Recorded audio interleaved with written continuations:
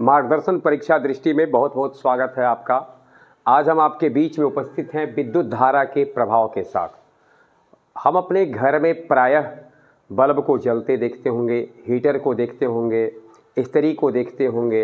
इसके अलावे हमने विद्युत घंटी देखा होगा और इसके अलावे हमने सेल देखा होगा। अब सवाल है कि बल्ब किस प्रभाव से जलता है, विद्युत घंटी किस प्रभाव पे काम करता है, सेल किस प्रभाव पे काम करता है। इसे हम समझते हैं विद्युत धारा का जो इफेक्ट है, विद्युत धारा का जो प्रभाव है, इसको अगर वर्गीकृत करना पड़े तो सुविधा से हम इसे 3 वर्ग में बांट सकते हैं। विद्युत धारा का ऊष्मीय प्रभाव, विद्युत धारा का रासायनिक प्रभाव, विद्युत धारा का चुंबकीय प्रभाव। विद्युत धारा का ऊष्मीय प्रभाव क्या है, यानी विद्युत ऊर्जा का ऊष्मा ऊर्जा में रूपांतरण। ध्यान में रखेंगे, विद्युत ऊर्जा का ऊष्मा ऊर्जा में रूपांतरण, अर्थात विद्युत के कारण कोई पदार्थ गर्म हो सकता है। हम बिजली बल्ब को देखते हैं, जब जलते जलते वो गर्म हो जाता है, या फिर हम इस्त्री देखते होंगे, इलेक्ट्रिक करंट प्रवाहित करते हैं और इस्त्री गर्म लोहा गर्म हो जाता है। तो यहाँ जो हम देख रहे हैं, किसी चालक पदार्थ में विद्युत धारा प्रवाहित करने पर उसमें जो गर्मी पैदा होता है, ऊष्मा जो पैदा होती है, उसका विद्युत धारा का ऊष्मीय प्रभाव है। हम बारी बारी से इन प्रभावों का अध्ययन करेंगे। हमसे अगर पूछा जाएगा विद्युत धारा का ऊष्मीय प्रभाव क्या है, किसी चालक पदार्थ में जब विद्युत धारा प्रवाहित की जाती है तो चालक पदार्थ विद्युत ऊर्जा को ऊष्मा ऊर्जा में परिवर्तित होने के कारण गर्म हो जाता है। इस प्रभाव को विद्युत प्रभाव कहते हैं, विद्युत धारा का ऊष्मीय प्रभाव कहते हैं। विद्युत धारा के ऊष्मीय प्रभाव का सबसे पहले ज्ञान हुआ, पता लगाया जूल साहब ने। विद्युत धारा के रासायनिक प्रभाव की खोज का श्रेय जाता है फैराडे साहब को, और विद्युत धारा के चुंबकीय प्रभाव की खोज का श्रेय जाता है ऑर्स्टेड साहब को। बारी बारी से अब चर्चा पहले विद्युत धारा के प्रभाव की। एक चालक है, इसमें आई करंट टी समय तक प्रवाहित किया गया है। चालक का रेसिस्टेंस प्रतिरोध मान लेते हैं आर है, कैपिटल आर है। ध्यान में रखना है, एक चालक जिसका की प्रतिरोध कैपिटल आर है, आई विद्युत धारा टी समय तक प्रवाहित की जा रही है। आई विद्युत धारा को टी समय तक प्रवाहित करेंगे तो इसमें कितनी ऊर्जा उत्पन्न होगी। जो ऊर्जा उत्पन्न होगा, यानी कहने का अभिप्राय है जो ऊर्जा उत्पन्न होगी, इसके लिए फार्मूला है आई स्क्वायर आर टी।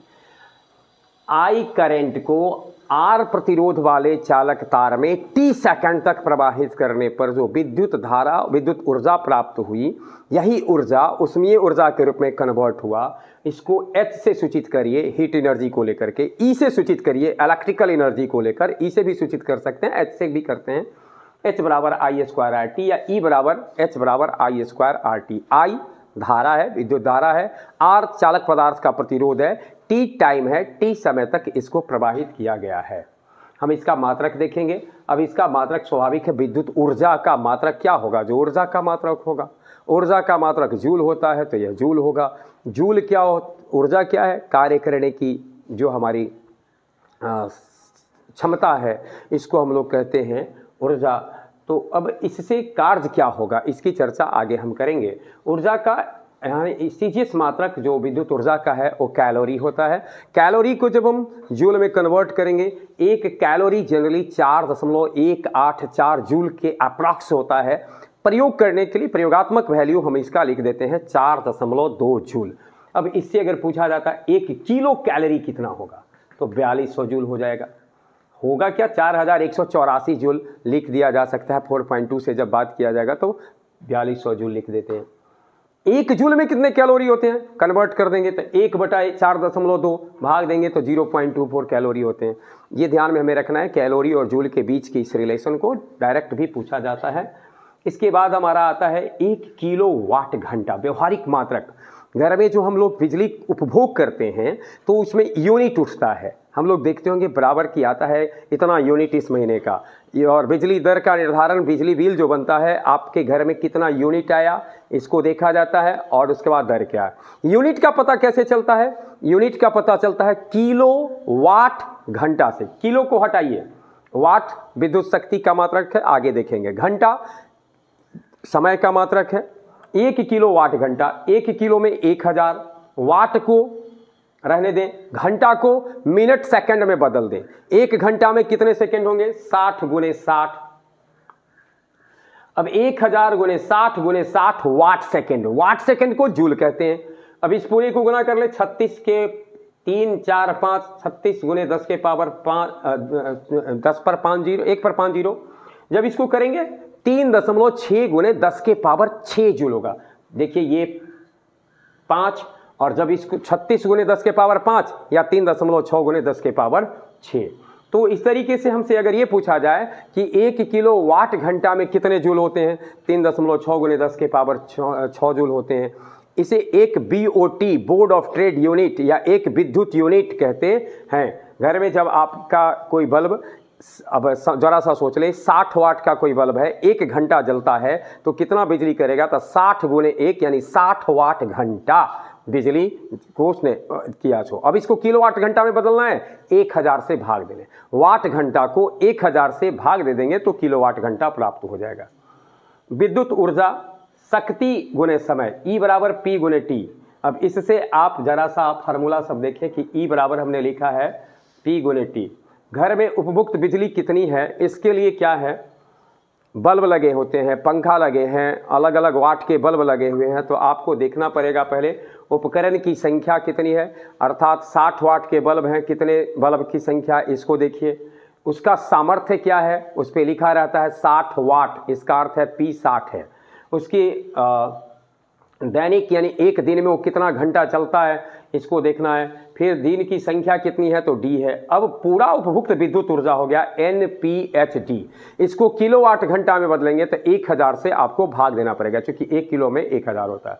तो यूनिट निकालने के लिए क्या होगा, N गुने P गुने H गुने D बटा 1000। और अब दर, बिजली बिल आपका कितना होगा, तो जो यूनिट है उसमें आप दर से गुना कर दें। ऐसा अगर क्वेश्चन रहता है 60 वाट के बल्ब किसी 60 वाट के 500 बल्ब किसी हॉस्टल में लगे हैं, और मई महीने में अगर प्रत्येक दिन 10 घंटा बिजली जलता है तो बिजली बिल ज्ञात करें। यदि बिजली दर 3 रुपये प्रति यूनिट हो, तो आप सबसे पहले ध्यान में रख रहे हैं कितने बल्ब थे, 500 की वाटता कितनी थी, 60, तो 500 गुने 60। मई महीने में दिन कितने हो गए, इसको देख लीजिए। मई में अब 31 दिन होते हैं, तो 31 से गुना कर लें।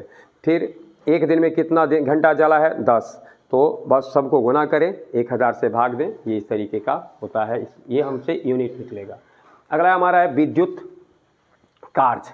विद्युत कार्य वही V बराबर हम लोग जानते हैं, विद्युत विभव की परिभाषा हम लोग जानते हैं, होता है W बटा Q, अर्थात कि एकांक धन आवेश पर जो कार्य किया जाएगा वह होता है V, विभव।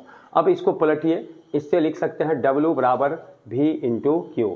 W बराबर V इंटू Q, W को आप चाहें तो लिख सकते हैं V बराबर हम लोग जानते हैं IR होता है ओम के नियम से, Q बराबर होता है IT, प्रवाह विद्युत धारा का जो परिभाषा है उससे, प्रति एकांक समय में प्रवाहित विद्युत आवेश को विद्युत धारा कहते हैं, तो उसे Q बराबर IT। अब लिखा हुआ था W बराबर VQ, यहाँ अगर हम V के बदले चाहें तो लिख सकते हैं Q के पहले बदले IT बैठाइए, क्या हो जाएगा VIT। अब अगर आप चाहें V के बदले IR बैठाइए, तो IR इंटू IT क्या हो गया, I² RT। अब अगर आप देखें तो फार्मूला क्या हो गया हमारा, W बराबर VQ भी लिख सकते हैं, VIT भी लिख सकते हैं, और I² RT भी लिख सकते हैं, और ये WH के बराबर होता है। अब सवाल उठता है कि इसका इस्तेमाल कब करेंगे, जब V और Q दिया हो, चार्ज दिया हो, विभव दिया हो। VIT का इस्तेमाल कब करेंगे, विभव दिया हो, विद्युत धारा दिया हो, टाइम दिया हो। W का, इसका R का जब प्रतिरोध दिया हो, टाइम दिया हो, तो हम इसका इस्तेमाल करेंगे। अब थोड़ा सा समझें, जब ये निकल गया तो विद्युत शक्ति क्या है, शक्ति होता है कार्य करने की दर, यानी उसमें T से भाग दे दें, कुछ नहीं करना है आपको, इसमें T से केवल भाग दे देना है। शक्ति को P से सूचित करते हैं, तो P बराबर WIT। फार्मूला एक ही याद रखिए, सारा फार्मूला याद रखने की कोई जरूरत नहीं है। अभी आपने W बराबर लिखा था VQ, तो इसका हो जाएगा हमारा VQ बटा T। W बराबर लिखा था VIT, तो VIT बटा T, T से T कैंसिल हो जाएगा तो VI।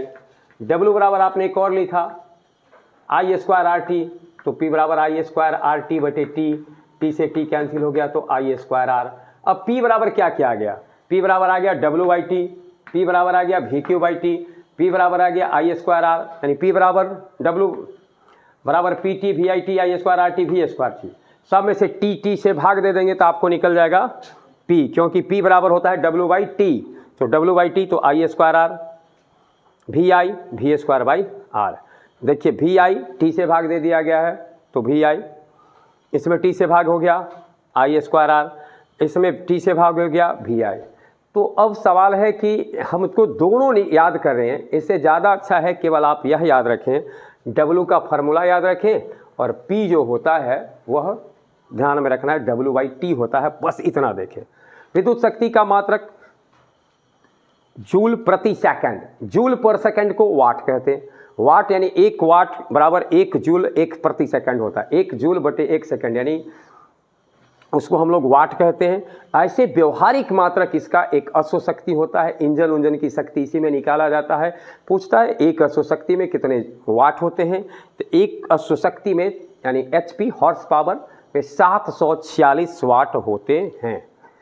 एक सवाल बराबर पूछा जाता है, क्वेश्चन रहता है लिखा हुआ कि एक विद्युत बल्ब में लिखा है 200 वोल्ट 100 वाट, तो इसका अर्थ हम लोग क्या समझते हैं? कहीं लिखा हुआ x वोल्ट y वाट, इसका अर्थ है कि विद्युत बल्ब 200 वोल्ट के विभवांतर पर कार्य करने के लिए बना है। ध्यान में रखना है, यानी उस बल्ब का उपयोग वहां करें जहां 220 वोल्ट, 200 वोल्ट है तो 200 वोल्ट पर, 220 वोल्ट है तो 220 वोल्ट का विद्युत धारा जहां प्रवाहित हो रही है विभवांतर पर उसमें लगाइए। अब ऐसा नहीं कि उसको लगा दीजिए 1440 वाला वोल्ट पर, नहीं बनाया उस पर, 220 वोल्ट वाला पर के लिए बनाया गया है।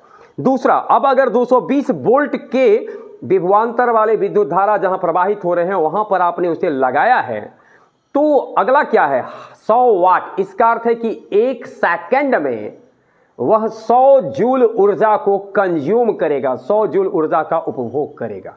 यह बताता है वाट मतलब जूल सेकंड, अर्थात कि मुझे 220 वोल्ट पर अगर जोड़ोगे, 220 वोल्ट पे जोड़ोगे तो मैं 1 सेकंड में 100 जूल ऊर्जा को कंज्यूम करूंगा। x वोल्ट y वाट, इसका अर्थ होता है x वोल्ट पर मुझे जोड़ना है और y वाट कहता है कि जोड़ोगे तो मैं 1 सेकंड में y जूल ऊर्जा को कंज्यूम करूंगा। अब ध्यान में रखना, अगर आपसे अगर यही पूछ दिया जाता कि बल्ब का प्रतिरोध क्या होगा, अभी ऊपर में देखिए लिखा हुआ है वी स्क्वायर, इससे निकल वी स्क्वायर बाई आर बराबर था लिखा पी, तो आर बराबर आप क्या लिख सकते हैं उससे, यहाँ था P बराबर वी स्क्वायर बाई आर, तो आर बराबर में लिख सकते हैं वी स्क्वायर बाई पी। अब अगर इसी वोल्ट का आपसे पूछा जाता कि इसका प्रतिरोध कितना होगा, तो V है 220 वोल्ट, 220 बैठाइए वहाँ पे, P है कितना 100, तो 220 का स्क्वायर यानी 484, 484 पर 00 और 100 यानी 484 ओम होगा। तो कई बार क्या होता है कि विद्युत बल्ब या किसी बल्ब हम यहाँ इस्तेमाल करते हैं, सबसे सरलता से समझा जाने वाला विद्युत उपकरण है, इसलिए ऐसा नहीं कि बल्ब का अभिप्राय बल्ब ही होता है, किसी भी उपकरण में लिखा रहता है उसका वाट लिखा रहता है और उसकी वोल्टता लिखा रहता है, इससे उसकी विशेष आइडेंटिफिकेशन मिलती है। विद्युत उपकरणों का संयोजन, संयोजन का अर्थ होता है एक साथ करना, यानी घर में हमारे पास जब कई उपकरण होते हैं, बल्ब हो पंखा हो, तो उसको किस प्रकार से संयोजित किया जाएगा। इसका संयोजन 2 रूप से होता है, एक श्रेणी क्रम संयोजन कहलाता है और एक समांतर क्रम संयोजन कहलाता है। इसे समझने के लिए बहुत साधारण तरीके से समझिए, जब एक ही करंट सारे उपकरणों से जाए, टूट के नहीं जाए, यानी जो पहला से गया है वही दूसरा से जाए, वही तीसरा से जाए, जब एक ही धारा सारे विद्युत उपकरणों से गुजरे तो ऐसा समूहन कहलाता है श्रेणी क्रम समूहन। और यदि धारा टूटकर अलग अलग रूप में अलग अलग उपकरणों से गुजरे तो उसको कहते हैं समांतर क्रम समूहन। प्रतिरोधों का भी समूहन इसी तरीके से होता है। उपकरण का समूहन और प्रतिरोध का समूहन भिन्न नहीं है, उपकरण के ही प्रतिरोध होते हैं, तो इसलिए ध्यान में रखना है प्रतिरोधों का समूहन जो जिस प्रकार से होता है उसी तरीके से हमारा होता है उपकरणों का समूहन। अब जब हम श्रेणी क्रम समूहन करेंगे, P उपकरण का पोटेंशियल मतलब क्षमता है, सामर्थ्य है, शक्ति है, P पावर है, R रेसिस्टेंस है, H एक जो ऊष्मा उत्पन्न होती है ऊष्मा है। तो पहले देख ले P यानी 2 उपकरण अगर हमने कनेक्ट किया श्रेणी क्रम में, ये दो उपकरण है, इसको श्रेणी क्रम में कनेक्ट किया, यानी जो धारा इसमें आई है वही धारा इसमें आई है। तो इसका जो पावर होगा वो P1, इसका जो रेसिस्टेंस है वो R1, इसका पावर P2, इसका रेसिस्टेंस है वो R2। अब अगर हमको इससे व्यंजक निकालना हो तो ध्यान में रखना है, जो पावर का अनुपात होता है वही रेसिस्टेंस का अनुपात होता है, यानी P2/P1 बराबर R2/R1, और जो P2 और P1 का अनुपात होगा वही अनुपात होगा हीट का, यानी उससे जो उत्पन्न होगा, जितना सामर्थ्य होगा जिसका। अब 1 किलोवाट का अगर हीटर लगाएंगे तब, और 1000 मतलब 500 वाट का लगाएंगे तब 1 किलोवाट का उपकरण हीटर ज़्यादा उष्मा देगा 500 वाट के उपकरण से, क्योंकि उसकी क्षमता अधिक है। तो ध्यान में रखना है P2/P1 बराबर R2/R1, रेशियो सेम है, और H2/H1 बराबर P2/P1। अब अगर सपोज करें कि एक चालक है, उपकरण है यह, इसकी लंबाई है L, और ये इसका जो क्रॉस सेक्शन होता है इसे अनुप्रस्थ काट कहते हैं। अनुप्रस्थ काट वह वृत्तीय काट है, इसको अनुप्रस्थ काट कहते हैं, और इसका जो क्षेत्रफल होता है वो है A। अनुप्रस्थ काट के वृत्ताकार भाग की जो त्रिज्या होगी उसको सूचित करेंगे r से। ध्यान में रखना है, L चालक की लंबाई, कैपिटल A अनुप्रस्थ काट का क्षेत्रफल, r इसके वृत्ताकार भाग का, यानी ये जो हमारा भाग है वृत्ताकार भाग, इसकी त्रिज्या, और d इसका व्यास। अब हम लोग पीछे से जानते ही होंगे कि चालक का जो रेसिस्टेंस होता है R होता है, किसी चालक का रेसिस्टेंस किन किन बातों पर निर्भर करता है?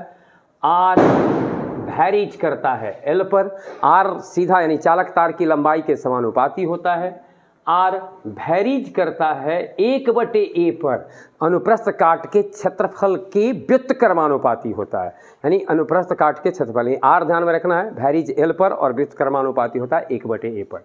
तो उस आधार से यदि R1 होगा वो वैरीज करेगा L1 पर, और व्युत्क्रमानुपाती होगा 1/, मतलब व्युत्क्रमानुपाती होगा A1 के, यानी R1 वैरीज 1/A1।